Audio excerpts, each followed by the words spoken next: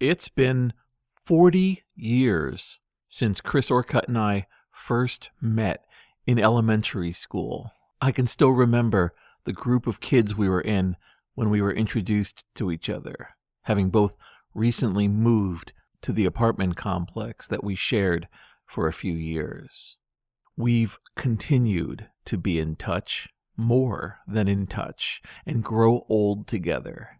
Now, in the present day, even as our lives have gone in different directions in terms of how we use computers and interact with electronics, I had the opportunity to give Chris one of my old machines, and it brought to me again the wonder and the glory of console gaming.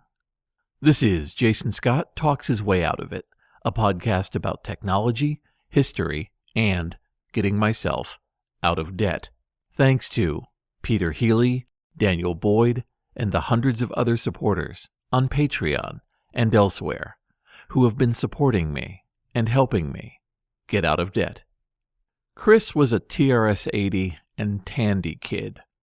I was a PC, Apple, and Atari kid. But we found a way to make it work. As we headed into college, Chris kind of fell out with computers. They no longer became the obsessive, day-to-day hobby that they continued to be with me.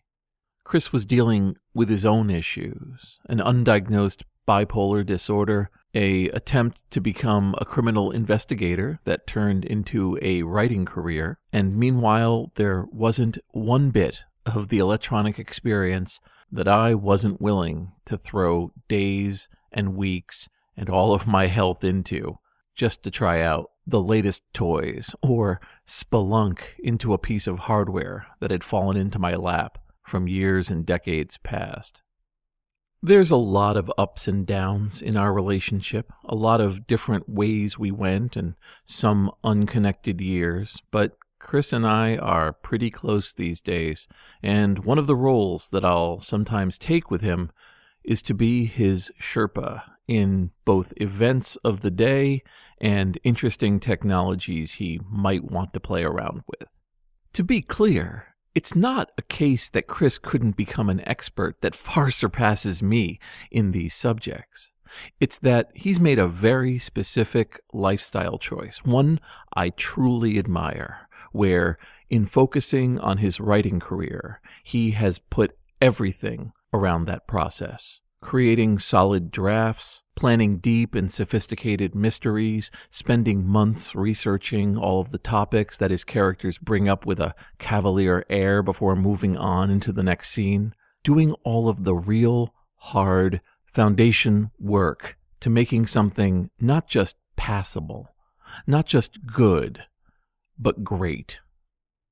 His Dakota Stevens mysteries, his short story collections, his one-off books about a whole range of subjects, they are good. But the price he pays for that is that he doesn't have the time to constantly hit refresh on a world that always wants to offer you the newest, juiciest, weirdest information and drag you into it.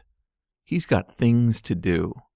Waking up around 5 o'clock in the morning, getting to his pencil and paper or his typewriter, and grinding out the verbiage, which he can then form and refine and craft into something you would really, really enjoy reading. And a side effect of that is that Chris finds the entire honky-tonk of the present day very distracting and very unpleasant to look at. If you spend a lot of time focused on one process, one project, and then look up and see this constantly spinning Las Vegas wheel of distraction, you might be amused, but it's not going to be fascinating. So my role sometimes has been to give him a report from the world outside, where we'll have a nice meal, hang out together, and he'll say, "What's the deal with this?" And I'll give him the best consolidation I can from the hundreds of hours I've spent looking at it. He might ask for more, he might not, but he can get back to what matters to him much quicker. And this is important. It's not a one-way gift. This isn't Chris using me like some sort of refined human RSS feed, trying to get some simple information and making somebody else suffer for what's out there. What Chris helps me do is get perspective on what's going on. There's a lot of stuff out there that gives a very organic feeling of being relevant or important or worth your time that falls apart on the page when you try to describe it in a few sentences. My own tendencies to obsess, to focus, to make my life easier, but also give me the illusion of having more than enough capacity to handle all of this, weighs down on me, makes me think that this is the way the world works and it can't be any other way. And talking it out with Chris really helps. Friendships don't have to be 100% mutually beneficial, and they certainly don't have to be thought of as a set of tokens where the amount you do for somebody is then owed back to them in some other form of currency. That's not healthy. And certainly having a very, very small circle of friends where every day you need to talk to them because they represent your entire contact with other humans, that's not going to work out in the long term either. You get to 40 years because you don't spend all your time trying to make each other into something you're not. You enjoy what you shared, you draw upon it, and then you have new things come into your life and pleasantly argue, and maybe sometimes not so pleasantly argue, about what it all means. Because you know, deep within that friendship, there's a bedrock that you both can depend on. Even if it needs a break, even if it needs a few moments, even if heated words come across the telephone or in person. That's how you know you've got a real keeper. One of the newest chapters in the life that Chris and I have shared is the game consoles. As somebody who's going up through the different generations, I'll buy a new machine and then keep the old one around in a box just in case I need to reference something or because a part can be reused or any of a number of reasons. And then eventually it doesn't have any meaning to me at all and it can be a gift. And a few years back, Chris had heard about a World War II fighter, and he wanted to try it out. And as it turned out, it was compatible with one of my old discarded consoles. So I arranged for him to have it. I put it all into a crate, drove over to his house, and dropped it off. He loved it. He played it for about a week and a half, and then he contacted me and said, "Hey, can you come pick this up?" And I asked him if it had been broken or if it was something I could fix, and he said, "No, I just don't need this distraction. I need to get back to work." So began a tradition for a while where Chris would let me know that he'd love to have one of the consoles. I'd bring it over. He would play it for a while and then let me know it needed to leave. We were recently talking, and he was enjoying a game. And I asked him if he had played the sequel, which I knew all about, and he said, "No, it doesn't work on my machine." And I said, "Oh, it'll probably work on the new one." And he said, "Well, I don't want to buy the new one." And I said, "No, I have an extra new one lying around. Do you want it?" He immediately bought a copy of the new version of the game, and I had the console over to his house within a day and a half.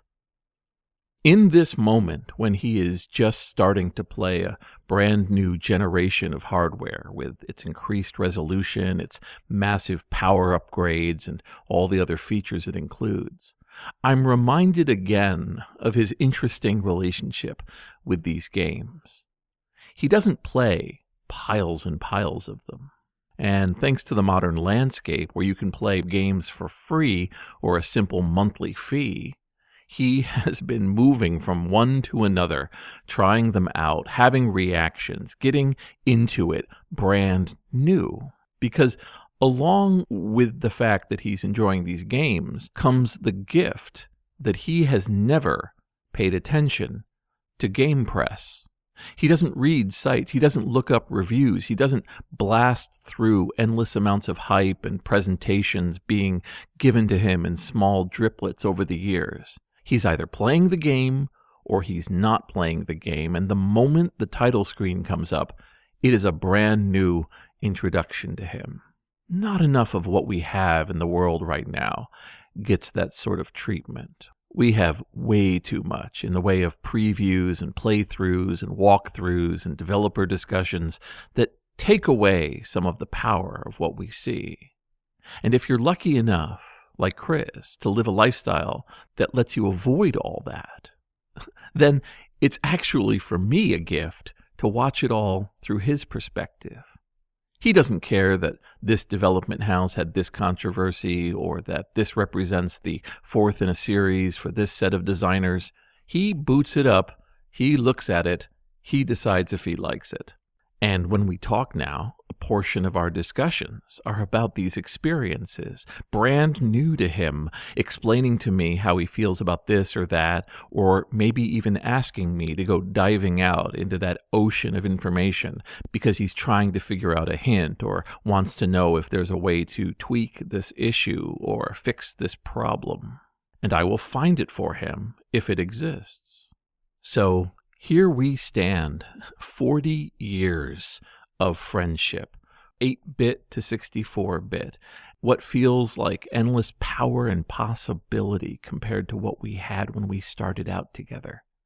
And you know, of all the journeys I've taken and all the projects I've done and all the things I've had the opportunity to say, my journey with Chris Orcutt, the monk and the Sherpa, has been the most fantastic and rewarding of all. This is Jason Scott Talks His Way Out of It, thanks to Corey Thomas, Emilio Oliveira, Forrest Fuqua, Mark Pilgrim, Daniel Boyd, James Bekoyanu, and the hundreds of other supporters on Patreon and elsewhere who have been supporting me and helping me get out of debt.